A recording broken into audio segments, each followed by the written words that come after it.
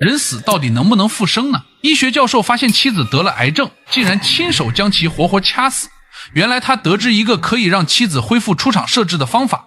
他先是将妻子扒光扔进大缸里，接着他又配置了7769种名贵中药，放进大缸里跟妻子一起熬煮了整整3年。可诡异的是，这3年来，妻子尸体不仅没有任何腐烂的迹象，甚至连头发和指甲都在正常的生长，就连皮肤也比生前滑嫩了许多。转眼间，距离妻子复活的日子仅剩3天了。那么问题来了，他的妻子到底能不能复生呢？今天小雨就给大家带了一部全程没有一个鬼，但是远比鬼魂更加让人头皮发麻的港式恐怖神作《三更之回家》。更炸裂的是，导演陈可辛隐藏的故事真相，到最后竟然把前面所有的剧情全部推翻，一部电影直接给你来了28个反转。真羡慕你，在手机电量带80刷到这部细思极恐的港式恐怖片。如果你感觉不够刺激，请直接扇我的脸。话不多说，咱们马上开始。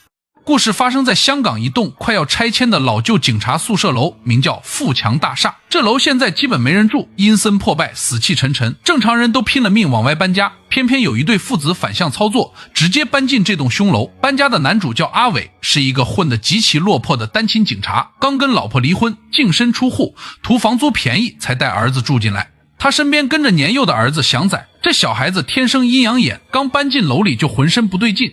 祥仔总能看见楼道里出现诡异的东西，可阿伟压根不当回事儿，只觉得孩子换了新环境，胆小多疑。整栋偌大的危楼，除了阿伟父子，就只剩一户住户，就是黎明演的男主余辉。这人性格孤僻，独来独往，常年闭门不出，几乎不跟外人打交道。不过周围邻居只见过他一个怪癖，每天凌晨天没亮，他总是拎着一个渗着绿色药汁的黑色大垃圾袋，偷偷下楼扔垃圾，满身中药味，没人知道垃圾袋里装的是什么，更没人知道紧闭的房门背后藏着一个坚守了整整3年的惊天秘密。平静的日子没撑几天，这天阿伟睡过头，晚上11点猛然惊醒，发现本该放学回家的儿子祥仔竟然离奇失踪了。当爹的瞬间慌了神，疯了一样跑遍整栋空置大楼，翻了个底朝天，一丁点踪迹都没有。快啲揾啦，遲都揾唔翻噶啦。慌乱之中，阿伟突然想起兒子之前說過的話，那個紅衣小女孩總找他在樓道玩耍。尋子心切的阿偉立馬鎖定唯一可疑鄰居余輝。我姓陳嘅，啱搬嚟住喺對面。咩事？屋企咁大陣藥味。咩事啊？我瞓醒唔見個仔，咁睇佢有冇嚟你屋企玩嘛。我太太唔舒服，我哋唔中意人哋嚟我哋屋企。我仔成日提起你個女嘅，係咪你個女同我仔去玩你唔知啊？我冇女，我哋冇仔。余輝眼神躲閃，面色冷漠。當過警察的阿偉多敏銳啊，3兩句對話就抓滿破綻，說話前後矛盾，眼神躲閃回避，全屋中藥味道反常濃重。就這一瞬間，老警察的直覺告訴他，這屋裡絕對藏着見不得人的髒東西。於是阿偉為了找兒子，阿偉直接蹲守埋伏。等到第二天凌晨，余輝出門倒垃圾的空檔，阿偉直接撬開房門潛入屋內。一進屋，渾身汗毛直接豎起來，屋裡昏暗壓抑，家具寥寥無幾。爐火上2口巨型鐵鍋咕嘟咕嘟熬着褐色中藥，熱氣騰騰。他硬着頭皮掀開浴室黃色門簾，當場把他嚇傻了。一個赤裸女子的屍體泡在一個藥水池子裡。更詭異的是，屍體白皙飽滿，沒有一丁點腐爛發黑的痕跡。還沒等阿偉反應過來，後腦勺突然遭到一記重擊，眼前一黑，直接昏迷。原來余輝早就折返回家，等阿偉再次醒來，雙手雙腳被麻繩死死捆在木椅子上，動彈不得。這下完犢子了。誰知戲劇性的一幕來了，正常人的殺人狂魔抓到闖入者肯定得殺人滅口，結果余輝壓根懶得搭理被綁的阿偉，小心翼翼地給妻子塗指甲油，陪他聊天，動作溫柔到離譜，完全不像變態殺人犯。阿偉越看越慌，認定兒子已經慘遭毒手，被這個怪人做成了邪術藥材，瘋狂掙扎，大吼大叫。被吵得不耐煩的余輝終於說出真相。其實余輝和妻子都是頂尖醫學院中醫高材生，妻子確診晚期肝癌，癌細胞全身擴散，無藥可醫。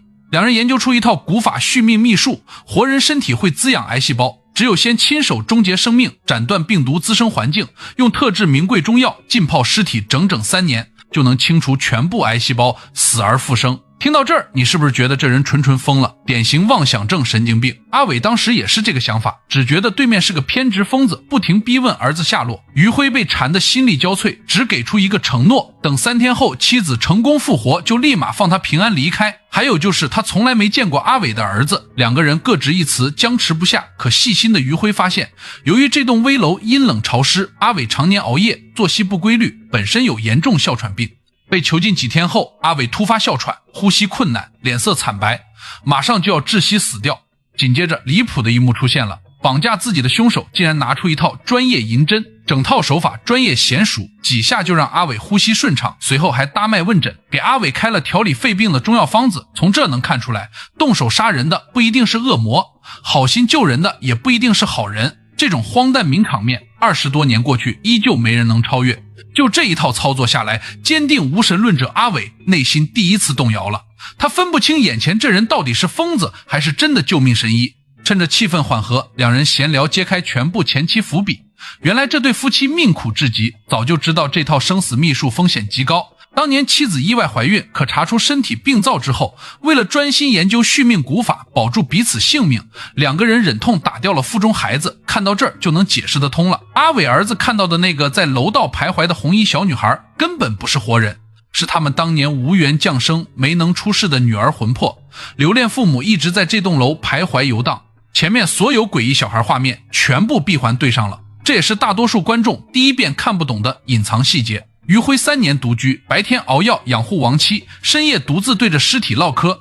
眼看距离妻子苏醒越来越近，于辉难得放松，买来啤酒，边喝酒边回忆过往，规划复活之后两个人的新生活。看着满眼温柔、信仰坚定的于辉，被囚禁的阿伟心里生出一计，想要逃出去，必须击碎这个人唯一的精神信仰。于是这阿伟故意刺激于辉，净往他肺管子戳。你話冇見過我仔？我係冇見過你仔。你頭先去買啤酒嗰陣時，我問你老婆啊，佢話親眼見到你捉咗我仔啊！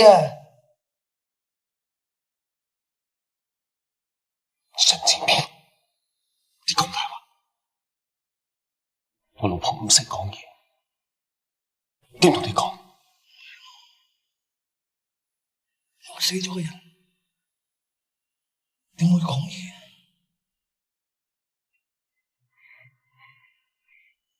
點會起身？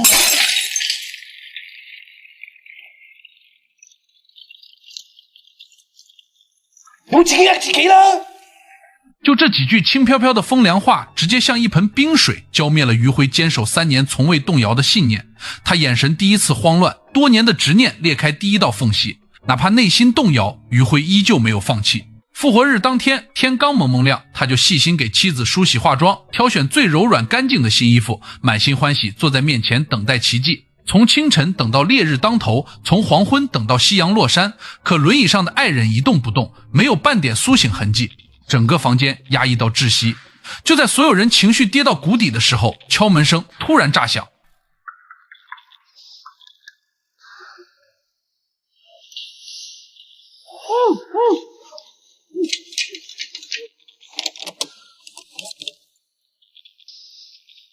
你係邊個？咩事？有冇見過對面嗰個陳國偉啊？佢去咗澳門搏殺，咁冇嘢啦。原来是阿伟单位的警察同事，发现阿伟多天无故旷工失联，专门上门找人。这一下直接打乱所有计划，成为压垮这段双向奔赴爱情的最后一根稻草。心里慌乱的于辉随口编了一句谎话搪塞警察，也就这一句随口谎言直接葬送所有。警察刚刚离开，于辉突然发现妻子竟然真的有体温了，不出意外的话马上就能醒过来了。阿毛了，你有體温了，你可以走了，他有體温了，他真的有體温了。他以为奇迹降临，妻子马上复活，可他压根儿不知道阿伟这辈子从来不赌博。门外警察瞬间反应过来不对劲，立马破门而入，当场以非法拘禁、藏匿尸体抓捕于辉。于辉崩溃大哭，拼命哀求旁边的阿伟帮自己解释一句，别让警察带走妻子尸体。可阿伟全程冷眼旁观，一言不发。在法理和世俗眼光里，阿伟做的没错，他是受害者，警察是维护正义。可就是这所谓的正常正义，也恰恰毁掉了一场跨越生死的奇迹。于辉被强行押上警车，工作人员把妻子的身体装进尸箱，抬上灵车。于辉彻底崩溃了，因为他清楚一件事，尸体一旦送去法医解剖，3年坚持就会全部作废，爱人这辈子再也不可能复活。绝望之下，他拼了命挣脱警察，疯了一样冲向行驶的灵车。最虐心的悲剧瞬间发生。